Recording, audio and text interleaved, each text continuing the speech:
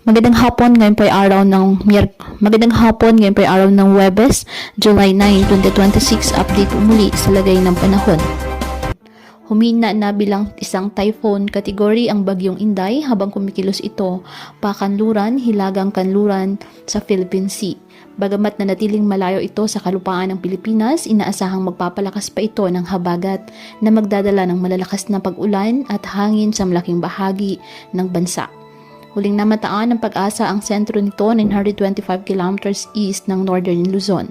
Taglay ng bagyo ang lakas ng hangin aabot sa 175 kilometers per hour at pagbugsong hangin umaabot sa 215 kilometers per hour.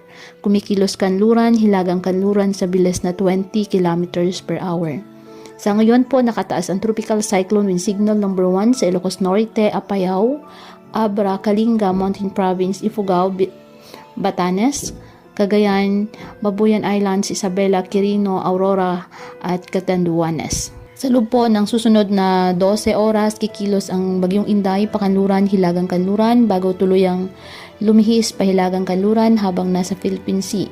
Pinakamalapit ito sa extreme northern Luzon sa Biyernes ng gabi hanggang Sabado ng umaga bago tumungo ng Ryukyu Islands ng Japan at hilagang bahagi ng Taiwan. Tropical Cyclone Wind Signal number 2 o number 3 ang pinakamataas po na posibleng may taas habang dumaraan ang bagyo. Wala pong inaasahang direktang landfall o pagtama sa Pilipinas, ngunit sapat na po ang laki at lakas nito upang magpalakas ng habagat at magdulot ng malawakang pag-ulan sa ating bansa at may bugso ng hangin. Inaasang lalabas ito ng ating PAR sa Sabado ng umaga o tanghali at maglandfall sa silangang bahagi ng mainland China sa Linggo. Dahil po sa lawak ng sirkulasyon ng bagyong Inday, inaasahan ang malalakas hanggang mabubugsong hangin dyan sa Pangasinan, Zambales, Bataan, buong Calabarzon, malaking bahagi ng Mimaropa, Bicol Region, halos buong Visayas at Mindanao. Patuloy po na pinapayuhan ng ating mga kababayan na mag-ingat po sa mga posibilidad ng biglaang pagbaha at pagguho ng lupa, lalo na kapag may malalakas na ulan. Stay safe and God bless.